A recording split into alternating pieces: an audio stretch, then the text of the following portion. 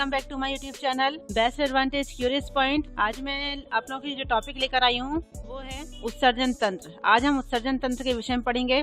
देखिए, मैं आपको पहले भी वीडियो में बता चुकी हूँ कि ये सब हम प्रजनन तंत्र के अंतर्गत पढ़ रहे हैं। प्रजनन तंत्र के अंतर्गत हम प्रजनन तंत्र पढ़ चुके हैं, श्वसन तंत्र पढ़ चुके हैं और अब ये तीसरा चैप्टर है इसी में जो है उत्सर्जन तंत्र। आज हम इसके विषय में पढ़ेंगे। ठीक है, तो चलिए स्टार्ट करते हैं। उत्सर्जन, अपशिष्ट पदार्थ को शरीर से बाहर निकालना उत्सर्जन कहलाता है। देखिए, बहुत सरल लैंग्वेज में आपको समझाया गया है। उम्मीद करती हूँ एक ही बार में आपको समझ में आ जाए। ठीक है, तो कहने का मतलब ये है कि शरीर के अंदर बहुत से बेकार के पदार्थ रहते हैं ना, जैसे यूरिया, अमोनिया, यूरिक अम्ल, अनपचे भोजन जैसे बलगम, कार्बन डाइऑक्साइड इत्यादि, ये फालतू पदार्थ होते हैं। ठीक है, जिन्हें शरीर से बाहर निकालना बहुत जरूरी होता है। तो जो अंग उससे बाहर निकालते हैं उसे क्या कहते हैं? उत्सर्जी अंग कहते हैं। और इस निकालने की क्रिया को उत्सर्जन तंत्र कहते हैं। क्लियर है? आगे देखते हैं। मुख्य रूप से 5 उत्सर्जी अंग के विषय में हम पढ़ेंगे। कौन से 5 उत्सर्जी अंग है वो देख लेते हैं। त्वचा, देखिए, त्वचा से पसीना, सीबम और नमक का उत्सर्जन होता है। त्वचा से पसीना निकलता है गर्मी के दिनों में। और सीबम तेली पदार्थ होता है। जब आप सो के उठोगे तो देखोगे कि नाक में कुछ चिपचिपा सा तेली पदार्थ लगा रहता है। ठीक है, उसे सीबम कहते हैं। और इसके साथ ही नमक भी कई मात्रा में निकल जाता है। ठीक है, तो त्वचा से कौन कौन से पदार्थ निकलते हैं? पसीना, सीबम और नमक का उत्सर्जन होता है। ठीक है, त्वचा से। फेफड़ा कार्बन डाइऑक्साइड, बलगम, जलवाष्प को निकालने में मदद करता है। ये क्या करता है? जो CO2 गैस है उसको बाहर निकालने में मदद करता है। साथ ही साथ जलवाष्प भी निकालने में मदद करता है। ठंड के दिनों में आप देखेंगे मुंह से भाप निकलती है। ठीक है, और बलगम भी निकालने में मदद करता है ये।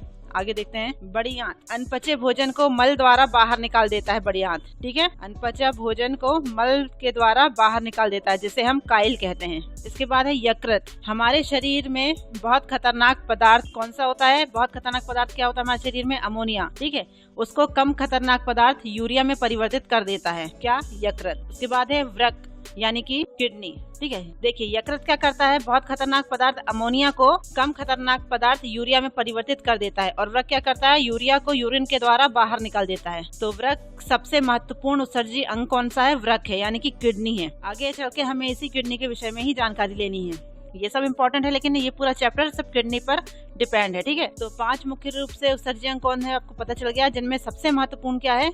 वृक्क यानी किडनी। उसी के विषय में हम आगे पढ़ने वाले हैं। देखते हैं, ये किडनी के बारे में इंफॉर्मेशन लिखी है और साथ ही साथ यहाँ चित्र बना हुआ है। ठीक है, चित्र को देखते जाइए और साथ साथ जो बताती जा रही है उसे इमेजिन करते जाइएगा। ठीक है, किडनी की संख्या कितनी होती है? 2 होती है। इसका आकार सेम के बीज के समान होता है। देख रहे होंगे 2 किडनी दिख रही हो आपको। उसके ऊपर देखिए, किडनी के ऊपर एक छोटी सी थैली या ग्रंथि लगी होती है, जिसे अधिवृक्क या एड्रेनल कहते हैं। देखिए, ऊपर लिखा हुआ है। ठीक है, दोनों किडनी के ऊपर एक ग्रंथि बनी हुई है, उसे क्या कहते हैं? अधिवृक्क ग्रंथि या एड्रेनल ग्लैंड।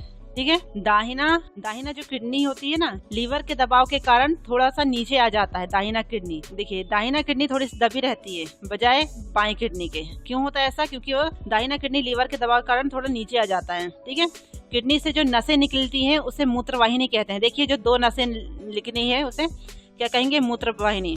इसे यूरेटर के नाम से भी जानते हैं। देखिए, इंग्लिश में लिखा हुआ है यूरेटर, उसे मूत्रवाहिनी कहते हैं। ठीक है, मूत्र कहाँ स्टोर होता है? मूत्राशय यानी कि ब्लैडर में।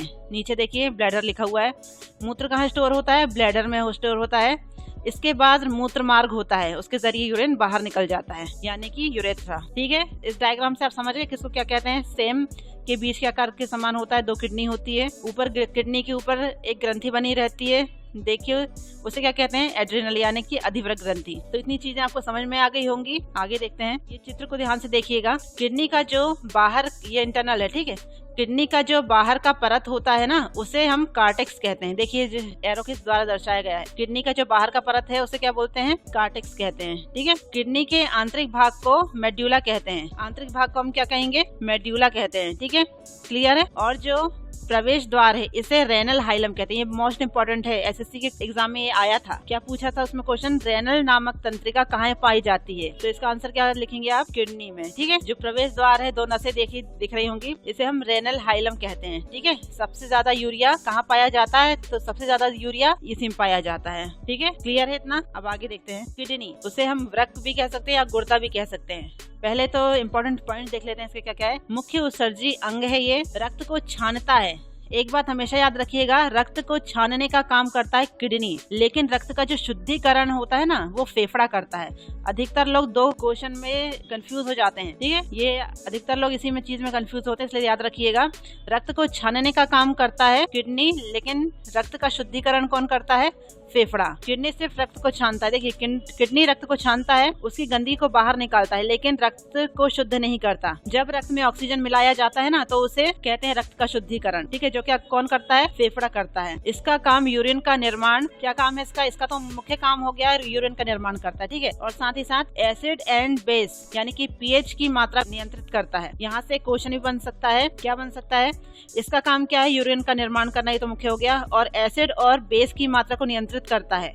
हमारे शरीर में पीएच वैल्यू को नियंत्रित करता है। ये क्या करता है? जहर को निष्क्रिय भी कर देता है। जो जहर होता है ना हमारे शरीर में, अगर कोई जहर पहुंच जाता है तो किडनी क्या करता है? उसे वहीं मार के खत्म कर देता है, जो थोड़ा बहुत जहर होता है, ठीक है। लेकिन अगर क्वेश्चन में कभी कभी ऐसा होता है कि यदि कोई व्यक्ति को जहर खिला दिया गया है तो कैसे पता चलेगा? क्या जाँच की जाएगी उसकी? तो उसकी फेफड़े की जाँच की जाती है, ठीक है। देखिए फेफड़े की जाँच से ही पता चलता है कि जहर कितना गया है, ठीक है, क्योंकि किडनी से पहले जहर कहाँ जाता है? फेफड़े में जाता है, लंग्स में, ठीक है। तो इसका काम क्या है? मेन आपको यही याद रखना है कि इसका काम यूरिन निर्माण तो है ही है, लेकिन एसिड और बेस की पीएच मात्रा को नियंत्रित करता ही है, और जहर को निष्क्रिय भी कर देता है। कौन, किसकी बात कर रहे हैं हम? ये सब किडनी की, गुर्दा यानी कि वृक्क की। भार इसका लगभग 140 ग्राम होता है। किडनी की बाहर की झिल्ली को क्या कहते हैं? पेरिटोनियम कहते हैं। किडनी की बाहर की झिल्ली को क्या कहते हैं? पेरिटोनियम कहते हैं।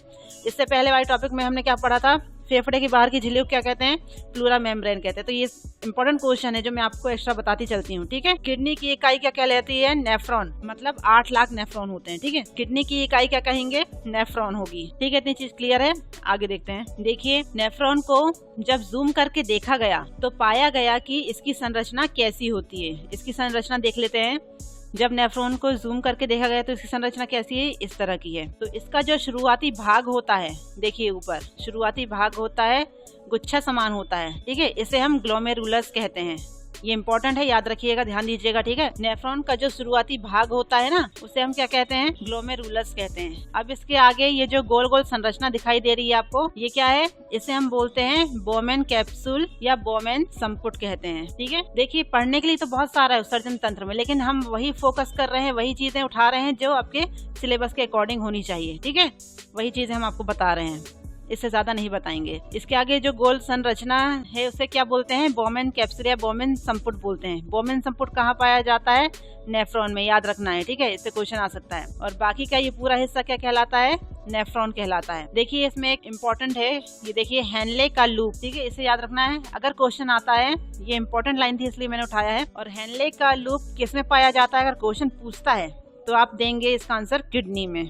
ये वृक्क के अंतर्गत हम पढ़ रहे हैं, लूप ऑफ हेनल, ठीक है। हेनले का लूप किसमें पाया जाता है? किडनी में। एक और क्वेश्चन पूछ सकता है, नेफ्रॉन का गुच्छा, ठीक है, तथा बोमेन संपुट मिलकर क्या कहलाता है? तो इसका क्या आंसर देंगे आप लोग? मेल्पिगिकाए, ठीक है। नेफ्रॉन का गुच्छा और बोमेन संपुट मिलकर क्या बनाते हैं? क्या होता है, क्या कहलाता है? तो मेल्पिगिकाए कहते हैं, यानी कि मेल्पियन बॉडी, ठीक है। ये इंपॉर्टेंट चीजें आप नोट डाउन करते चलिएगा, मैंने इसमें ऐड नहीं की है लेकिन मैं बता रही हूँ आपको, ठीक है। तो इसका शुरुआती भाग क्या कहलाता है? ग्लोमेरुलस कहलाता है, ये याद रखना है। इसके आगे जो गोल गोल संरचना दी गई है, देखिए एरो से बना हुआ है, उसे हम बोमेन संपुट या बोमेन कैप्सूल कहते हैं। और बाकी के नीचे का पूरा हिस्सा क्या कहलाता है? नेफ्रॉन। उसमें एक इम्पोर्टेंट चीज है हेनले का लूप, ठीक है। हेनले का लूप किसमें पाया जाता है? अगर क्वेश्चन पूछता है तो घबराइएगा मत, किडनी में पाया जाता है, याद रखना है, ठीक है। अब हम आगे समझते हैं कि किस भाग का क्या काम होता है, ठीक है। जैसे कि ग्लोमेरुलस अल्ट्रा फिल्ट्रेशन यानी कि निस्पंदन करता है। ग्लोमेरुलस क्या करता है? अल्ट्रा फिल्ट्रेशन यानी कि निस्पंदन करता है। ये क्या करता है? रक्त के कणों को छानता है। रक्त के जो कण होते हैं ना उसको छानता है। ये रक्त में जो कण रहते हैं उनको छान देता है। जो अच्छा रक्त रहता है, शुद्ध रक्त रहता है, उसे वापस कर देता है, और जो खराब रहता है उसे बाहर निकाल देता है, ठीक है। ग्लोमेरुलस। बोमेन संपुट आवश्यक पदार्थ का पुनः अवशोषण कर देता है। ये क्वेश्चन पूछा गया है, देखा था मैंने किसी एग्जाम में। बोमेन संपुट क्या करता है? आवश्यक पदार्थ का पुनः अवशोषण कर लेता है। यूरिया को अलग निकाल देता है, किस विधि द्वारा? डायलिसिस की विधि द्वारा। यूरिया को अलग निकाल देता है डायलिसिस विधि द्वारा। और किसे दे देता है? ये नेफ्रॉन को दे देता है। नेफ्रॉन उस यूरिया को यूरिन में मिलाकर शरीर के बाहर कर देता है। तो किडनी का मुख्य काम क्या हो गया? उत्सर्जन और पुनः अवशोषण। ये दोनों चीज आपको मोस्ट इंपोर्टेंट है, याद रखिएगा।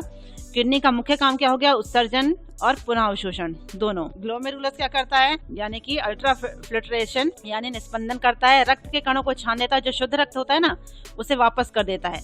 और बोमेन संपुट क्या करता है, आवश्यक पदार्थ का पुनः अवशोषण कर लेता है। यूरिया को अलग निकाल देता है, किस विधि के द्वारा, डायलिसिस के द्वारा, ठीक है। और किसे दे देता है, नेफ्रॉन को दे देता है, डायलिसिस विधि द्वारा अलग कर देता है और नेफ्रॉन को दे देता है। तो नेफ्रॉन क्या करता है, नेफ्रॉन उस यूरिया को यूरिन में मिलाकर बाहर कर देता है शरीर के। तो किडनी का मुख्य काम क्या हो गया यहाँ पर, उत्सर्जन और पुनः अवशोषण। क्लियर है इतना। अब आगे देखते हैं यूरिन, कुछ जरूरी जानकारी देख लेते हैं। यूरिन, जल की मात्रा इसमें होती है 95%, ठीक है। यूरिन में जल की मात्रा कितनी होती है, 95% होती है। यूरिया 2% पाया जाता है और बाकी बचे 3% में अन्य प्रोटीन वगैरह होते हैं, ठीक है, जो अपशिष्ट रूप से बाहर निकल जाते हैं। क्लियर है। इसका स्वभाव कैसा होता है, अम्लीय होता है। यूरिन का स्वभाव कैसा होता है, अम्लीय होता है, क्षारीय नहीं होता, ठीक है। और इसका जो पीला रंग है, यूरोक्रोम के कारण इसका पीला रंग पड़ता है, ठीक है। और गंध क्यों आती है, क्योंकि अमोनिया के कारण, अमोनिया बहुत बदबू वाला होता है, ठीक है, इसके कारण ये गंध करता है, ठीक है। आगे देखते हैं किडनी की बीमारी, कुछ किडनी की बीमारी देख लेते हैं। पथरी कैल्शियम ऑक्सिलेट का बना होता है। पथरी किसका बना होता है, कैल्शियम ऑक्सिलेट का बना होता है। अगर इससे क्वेश्चन आता है कैल्शियम ऑक्सिलेट का क्या बना होता है तो क्या बोलेंगे आप लोग, पथरी। यूरेनिया, ये एक बीमारी होती है, इसमें क्या होता है, अमोनिया की मात्रा बढ़ जाती है। अमोनिया क्या, हमारे शरीर में सबसे खतरनाक पदार्थ, और यकृत क्या करता है, सबसे खतरनाक पदार्थ को कम खतरनाक पदार्थ यूरिया में बदल देता है। तो यूरेनिया क्या करता है, यूरेनिया एक बीमारी है, इसमें अमोनिया की मात्रा बढ़ जाती है, ठीक है। ये किडनी की बीमारी है, ठीक है। आगे देखते हैं गठिया रोग, हड्डियों का जो जोड़, देखिए गठिया रोग क्या होता है, हड्डियों का जो जोड़ होता है ना, उस जोड़ में साइनोवियल लिक्विड भरा रहता है। इससे क्वेश्चन बन सकता है, हड्डियों के जोड़ में कौन सा लिक्विड भरा रहता है, साइनोवियल लिक्विड भरा रहता है।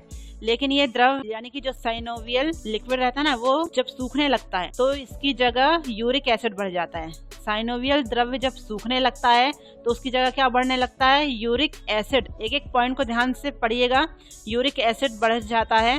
साइनोवियल लिक्विड सूखने के बाद क्या बढ़ जाता है, यूरिक एसिड। या क्वेश्चन अगर इससे उलट के पूछ ले, यूरिक एसिड बढ़ने के बाद क्या सूखने लगता है, साइनोवियल लिक्विड, ठीक है। तो यूरिक एसिड के बढ़ जाने के कारण हड्डियां ठीक से घूमती नहीं है, आवाज आती है चरर मरर की, ठीक है। आगे देखते हैं किडनी का खराब होना, यदि एक किडनी भी है तो कोई प्रभाव नहीं पड़ता, जीवन में कोई प्रभाव नहीं पड़ता, सब अच्छे से ढंग से चलता है, ठीक है।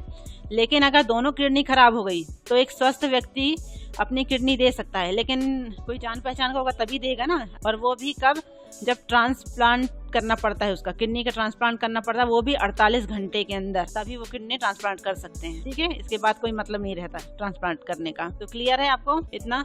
आगे देखते हैं, अब हम देखते हैं कि अपशिष्ट पदार्थ कैसे निकलते हैं। शरीर में जो अपशिष्ट पदार्थ रहते हैं वो किन किन रास्तों के द्वारा बाहर निकलते हैं, ठीक है। और कौन से अपशिष्ट पदार्थ किसके माध्यम से निकलते हैं, मुख्य उत्सर्जी पदार्थ, जैसे कि देखिए पादप यानी होती है पेड़ पौधे, ठीक है। पेड़ पौधे के उत्सर्जन में क्या निकलता है, लासा गोंद के रूप में ये निकलते हैं उत्सर्जी पदार्थ। और यूरियोटैलिक, वो जीव जो यूरिया को त्यागते हैं, यूरियोटैलिक कहलाते हैं। देखिए इसमें क्या आएंगे, हम आएंगे, स्तनधारी आएंगे, मानव आएंगे, पशु आएंगे, ये क्या है, स्तनधारी है, ठीक है।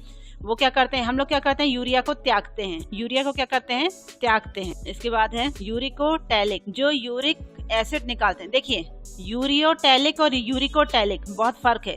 यूरियोटैलिक क्या होता है, उसमें यूरिया को त्यागते हैं, इसमें हम लोग आते हैं।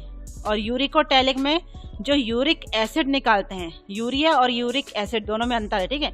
यूरिक एसिड जैसे कि पक्षी लोग निकालते हैं, सरीसृप है ना, वो लोग निकालते हैं, ठीक है। आगे देखते हैं ग्वानोटैलिक, वैसे जीव जो ग्वानीन को त्यागते हैं, ग्वानीन उत्सर्जन जैसे कि मकड़ी करती है, ठीक है। अमोनोटैलिक, वे जीव जो अमोनिया का त्याग करते हैं, अमोनिया उत्सर्जन जैसे मछली, कीट, ये सब इसके अंतर्गत आएंगे। क्लियर है इतनी चीजें, आई होप इतनी चीजें आपको समझ में आई होंगी। बहुत इंपॉर्टेंट थी इसलिए मैंने ये चैप्टर डिटेल में आपको बताया, और वही बताया जो आपको पढ़ना है, ठीक है। अब देखते हैं हम इसके मॉक टेस्ट। मानव शरीर में रक्त शुद्धिकरण की प्रक्रिया क्या कहलाती है, पेरालाइसिस, डायलिसिस, हीमोलाइसिस, या इनमें से कोई नहीं। क्या होता है ये, डायलिसिस, ठीक है।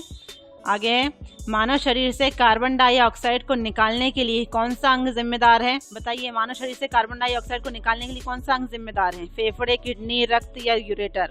तो इसका आंसर क्या हो जाएगा, फेफड़े, ठीक है। इसके बाद है डायलिसिस की प्रक्रिया कहाँ होती है, किडनी में, फेफड़े में, हृदय में या यकृत में। क्या है इसका आंसर, किडनी में। ये पूरा चैप्टर हम किडनी यानी गुर्दा या वृक्क पे आधारित ही पढ़ रहे हैं, ठीक है। आगे है यूरिन का पीला रंग किस कारण होता है, कोलेस्ट्रॉल, यूरोक्रोम, लसिका या पित्त। क्या पढ़ा था हमने, यूरोक्रोम।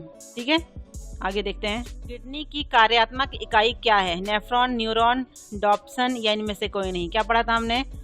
नेफ्रॉन। देखिए, किसी का किडनी खराब हो जाता है तो क्या कराना पड़ता है? डायलिसिस कराना पड़ता है, याद रखिएगा। ठीक है, आगे देखते हैं। किडनी में पाया जाने वाला मुख्य रासायनिक यौगिक कौन सा है? यूरिक अम्ल, कैल्शियम, कैल्शियम ऑक्सलेट या कैल्शियम कार्बोनेट। क्या पढ़ा था हमने? किडनी में पाया जाने वाला प्रमुख रासायनिक यौगिक कौन सा है? कैल्शियम ऑक्सलेट के विषय में हम पढ़ा था ना, पथरी वाला। आगे देखते हैं। मानव शरीर में यूरिया कहाँ बनता है? हृदय में, फेफड़े में, किडनी में, यकृत में? यकृत में। यकृत का काम क्या होता है? देखिए, जो हमारे शरीर में अधिक खतरनाक पदार्थ अमोनिया को कम खतरनाक पदार्थ यूरिया में बदल देता है ना। और किडनी क्या करता है? उस यूरिया को यूरिन के माध्यम से बाहर निकाल देता है, यूरिन मिलाकर। ठीक है, बाहर निकाल देता है। आगे देखते हैं। जब किडनी काम करना बंद कर दे तो निम्न में से कौन सा पदार्थ जमा होता है? रक्त में अपशिष्ट पदार्थ, शरीर में प्रोटीन, शर्करा या शरीर में वसा? क्या है इसका आंसर? रक्त में अपशिष्ट पदार्थ। ठीक है, रक्त में अपशिष्ट पदार्थ। जब किडनी काम करना बंद कर दे तो क्या पदार्थ जमा हो जाता है? कौन सा? रक्त में अपशिष्ट पदार्थ जमा हो जाता है। ठीक है, ना कि शरीर में प्रोटीन बनता है या शर्करा बनता है या वसा बनता है। आगे देखते हैं। निम्न में से किस एक की उत्पत्ति यकृत का कार्य है? लाइपेज, म्यूकस, अम्ल या यूरिया? यकृत में क्या पढ़ा था हमने? यूरिया। अमोनिया को किस में चेंज कर देता है? ये यूरिया में। अधिक खतरनाक पदार्थ अमोनिया को कम खतरनाक पदार्थ यूरिया में बदल देता है। ठीक है, आगे देखते हैं कि जीवित जीवों के द्वारा किस प्रकार के नाइट्रोजन युक्त अपशिष्ट पदार्थों को उत्सर्जित किया जाता है? यूरिक एसिड, अमोनिया, यूरिया या उपरोक्त सभी? क्या पढ़ा था हमने? जीवित जीवों, यानी कि हमारी बात चल रही है। ठीक है, द्वारा किस प्रकार के नाइट्रोजन युक्त अपशिष्ट, जो अपशिष्ट पदार्थ हैं उसमें क्या क्या पढ़ा था हमने? यूरिक एसिड भी पढ़ लिया है ना, यूरिक एसिड पढ़ा है, यूरिया भी पढ़ा है हमने और अमोनिया भी पढ़ा है। तो इसका आंसर क्या आ जाएगा? सभी। जीवित मतलब जो सांस ले रहे हैं ना, हम भी सांस ले रहे हैं, कीड़े मकोड़े भी सांस ले रहे हैं। तो जीवों द्वारा किस प्रकार के नाइट्रोजन युक्त अपशिष्ट पदार्थों को उत्सर्जित किया जाता है? यूरिक एसिड भी उत्सर्जित किया जाता है, अमोनिया भी उत्सर्जित किया जाता है, यूरिया भी उत्सर्जित किया जाता है। तो ये इसका आंसर क्या जाएगा? तीनों। ठीक है, यानी कि उपरोक्त सभी। फ्रेंड्स, मैंने सिर्फ 10 मॉक टेस्ट लगाए हैं और जो मैं आपको एक्स्ट्रा इन्फॉर्मेशन देती जा रही हूँ वो भी आपके लिए मॉक टेस्ट के समान ही है। ठीक है, तो आपको इतनी चीजें तैयार करनी है। एक एक्स्ट्रा क्वेश्चन पूछा था कभी, चूंकि हमारे चैप्टर में इसलिए मैं बता रही हूँ। हेनले का लूप किसमें पाया जाता है? किडनी में। या अगर क्वेश्चन अगर पूछता है तो आप इसमें लगाएंगे। और रेनल तंत्रिका कहाँ पाई जाती है? तो वो भी कहाँ होती है? किडनी में। ठीक है, जो इम्पोर्टेंट क्वेश्चन मैं आपको बताती जा रही हूँ वो नोट डाउन करते जाइएगा, बहुत इंपॉर्टेंट है। ठीक है, तो फ्रेंड्स, ये थे इम्पोर्टेंट क्वेश्चन या चैप्टर, जो भी आप कह लीजिए, उत्सर्जन तंत्र के विषय में। तो friends, thanks for watching. I hope video आपको पसंद आ रहा है, इसकी जानकारी यूजफुल लग रही है। अगर जानकारी यूजफुल लग रही है तो प्लीज मेरे channel best advantage curious point को लाइक कीजिए, शेयर कीजिए, सब्सक्राइब करिए, बेल आइकन प्रेस करिए, साथ ही साथ कमेंट करना मत भूलिएगा। तो मिलते हैं नेक्स्ट टॉपिक पर, तब तक के लिए थैंक यू।